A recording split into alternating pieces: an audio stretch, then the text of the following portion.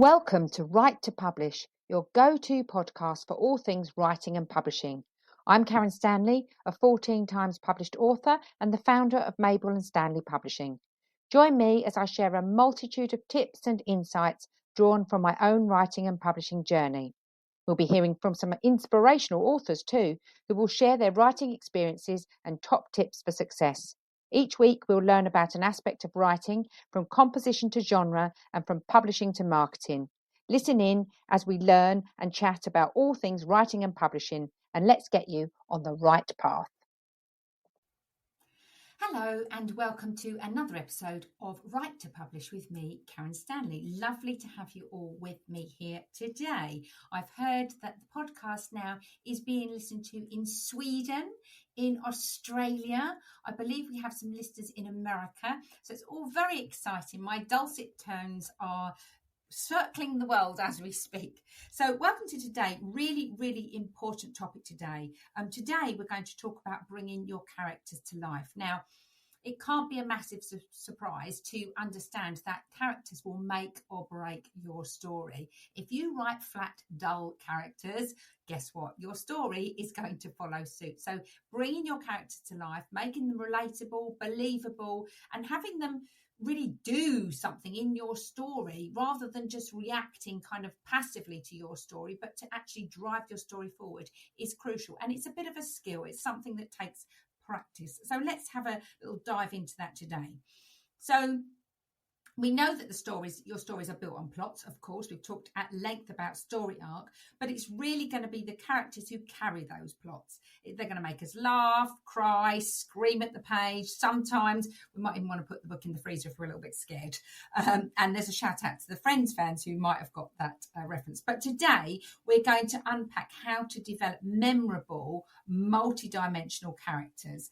Ones that your readers or your viewers, if you're writing a script for screen, are never going to forget. So we're talking backstories, personality quirks, internal conflicts, emotional truth. That's the real secret sauce to writing good characters. So let's get into it, shall we? You really need to start with humanity, not a checklist of stuff. Okay, so yes, you might think about what your character looks like, their physical features. We're talking eye colour, height, favourite pizza topping, all of those sorts of things. But don't start with this. Start with their humanity, because generally when we make a friend, or if we meet someone that we instantly love or we instantly loathe, it usually goes much deeper than just the colour of their hair. It's really very much about their sort of emotional essence. So ask yourself with your characters, what do they want more than anything? What are they afraid of? What's the lie that they believe about themselves or the world? Is your character, a girl traumatized by survival, driven by a love for a sister, or terrified of becoming a pawn in somebody else's game? Those sorts of things are what going to make your character really unforgettable. So think less about what they are and more about why they are that way. Yeah, I don't know about you, but I love hearing people's stories. You've got friends who, when they tell me kind of stories about their family or uncover little bits of their past, that I think, crikey, I never knew that about them. That's fascinating. That's really what draws you in. So your character past is the same. It's their foundation, but you don't want to be dropping a whole 5-page flashback to what happened to your character from start to beginning in chapter 1. They don't need a history lesson on your character. They need it to be relevant. So what you're going to do is you're going to drip feed their backstory in through the action, through the conflict, through the emotion, through the story as it develops. We don't want to know everything in one go. It would be quite overwhelming if you met someone, you just getting to know them and they get, we know what oversharers are like, don't we? We don't want all of that in one go. We want that to unfold. And we particularly in a story, want it to unfold as the story unfolds. And it, again, I can't stress this enough, it needs to be relevant. Often when I'm editing, my main thing that I write to the side is this relevant? Do we need to know this now? Does it move the story forward? Do we care? Is there a reason why we're being told this? So Maybe think about, maybe your character flinches when, someone slams a door. That small moment will hint at abuse, maybe, or, past trauma without a whole monologue. You don't need to be too out there. You can be more subtle. Or maybe they hesitate before they say, I love you. Yeah, that's the weight of their past doing the talking. You don't really have to over-explain that. Sometimes the power is in your inferred meaning. This goes back again to the whole show, don't tell topic of conversation. So your goal isn't really to inform the reader, to overload the reader. It's to invite their curiosity. You want the reader to wonder. You want the reader to think, oh my goodness, I wonder why they're like that. Or I bet they're like that because of, or perhaps that's happened because of this. Or, maybe that's what that meant in chapter 1, as the story goes on. So a tip here is to write a full character backstory just for yourself, even if 90% of it never hits the page. Yeah. So you need to know everything about that character. I've talked about this before. When you are writing your characters, when you're thinking about your characters, you want to know everything about them, like you would an old friend, but you might not use it all, but it will subtly inform how your character moves, speaks, reacts. Yeah. So something that's happened to them in the past might mean that they will behave in a certain way in a situation. We may share that, we may not. It depends on whether it's relevant at that time. So you want quirks that are going to reveal, not distract from the story. So let's think about, quirky sidekicks. So someone who, bites pencils or bites their nails or collects antique spoons. But a useful quirk will tell us something deeper. Yeah. So, for example, if your character is always carrying a notebook, is it because they're a writer, or is it because they're terrified of forgetting something important? Now that's a quirk with an emotional weight. Perhaps they're trying to remember, that something about someone they lost, or something they lost deeply, or perhaps, something has happened to them where something traumatic happened to them because they forgot a detail, and maybe that's now impacting on them. So that's, that's going to have emotional weight to it. And a memorable quirk should either reflect a deeper trait, or it should reveal some kind of vulnerability. It could clash with another character's worldview. So, for example, a conflict plus a quirk, that's going to create instant texture in your book. So think about why that quirk is there, how it's memorable, and what that memorable quirk does. So deeper traits, vulnerability, or a clash with another character. Next thing I want to talk about is internal conflict. So the external conflict, the things that happen in the situations, in the scenarios, that's going to drive the plot. But what's internal conflict? This is what drives your character. And this is where the magic happens. And this is when I said to you don't always just want them to be reacting to things around them. You want them to be reacting because of what their internal drive is. Okay.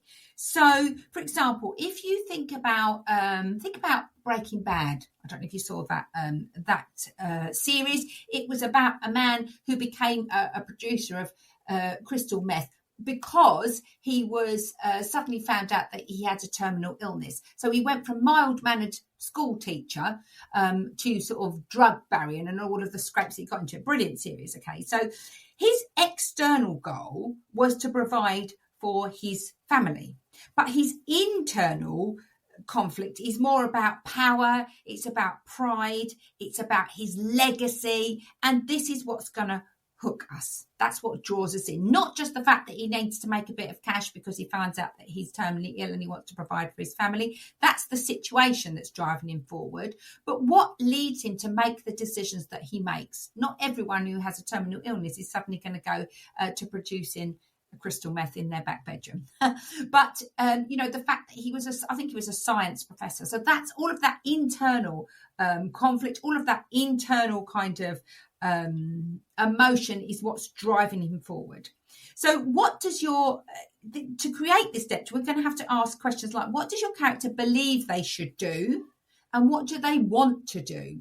And what keeps them from doing either?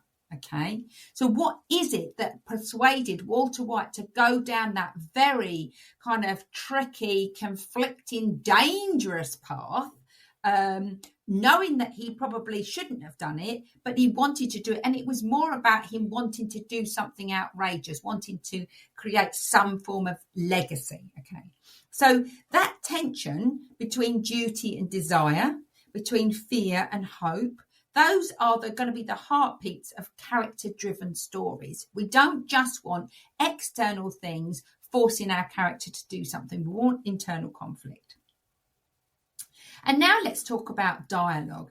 This is something that can be really tricky to get right. And I've talked before about when you write dialogue, you're wanting to write the essence of a conversation, not necessarily every tiny little bit of that conversation, the okays, the ahas, the yeah, but, no, but.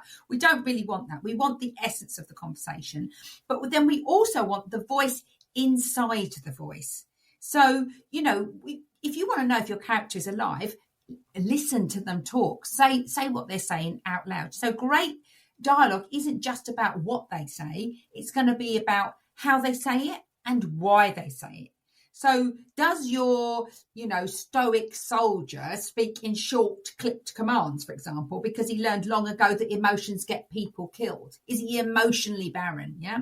Or does your bubbly barista at the coffee shop talk in sort of short, staccato, endless sentences because she's scared of silence? And why is she scared of silence? Yeah. So every word is a little window to that character's soul. It's a little window that reveals a tiny bit more about the voice within the voice. So try this writing exercise. Give each character a secret and then write a conversation where they try not to reveal that secret, and watch how the dialogue changes. That's where the subtext is going to come to life, where they say things without saying things. Does that make sense? How many times have you spoken to someone and, you get the sense that they've got the ump or they're, maybe they're sarcastic. Maybe they say more without saying it than actually saying it, silences or kind of, just hints at things will reveal much more about that character's emotion than what they actually, what they actually say. The subtext is often much more interesting than the actual concrete conversation. So the other thing we need to do is we need to make our reader feel, not just understand. I've talked about this a lot before. If there is no emotional response to your writing, then your writing is not emotive and therefore it's probably a bit dull and flat.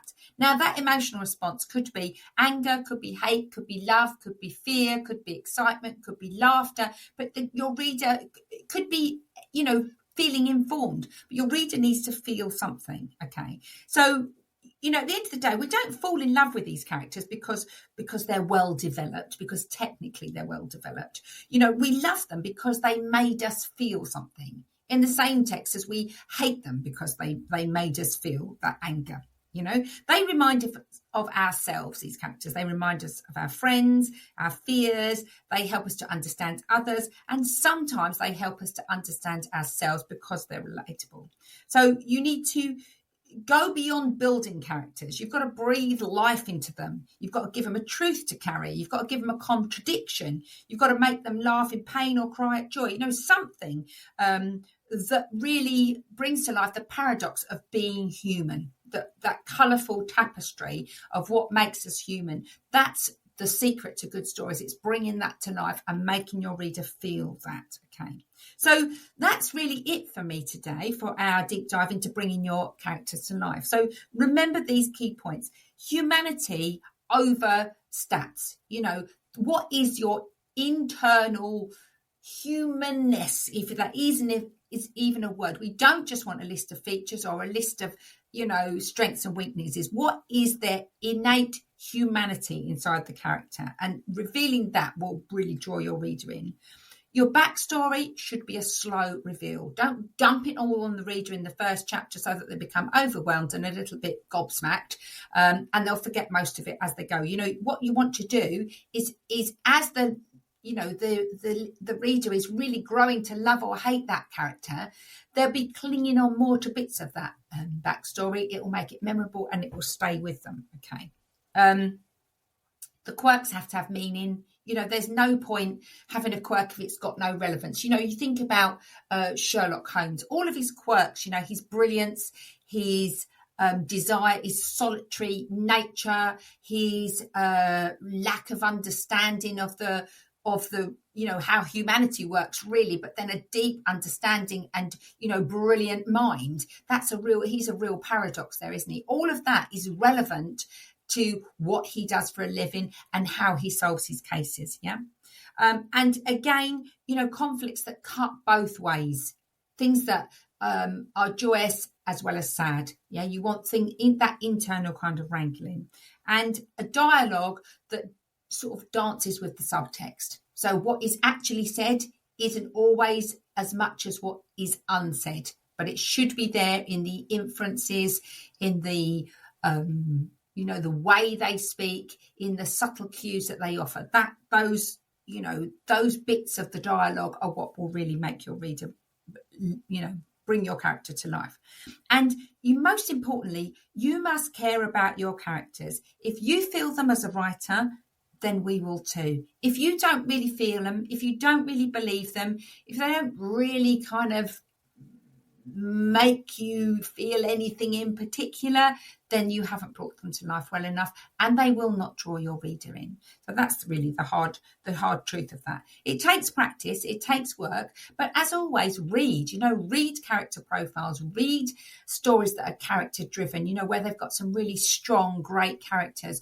Read, and find out how the authors that you love, how the stories that you love bring the characters to life. And read a book, read Sherlock Holmes and really think about his character. What are his paradoxes? What are his quirks? What are his internal conflicts? What are the things that drive him forward? Not just what's happening in the outside world, but what's happening within. So look at that, look at how it's been written, and really analyse those characters that you love and see if you can then create that in your own writing.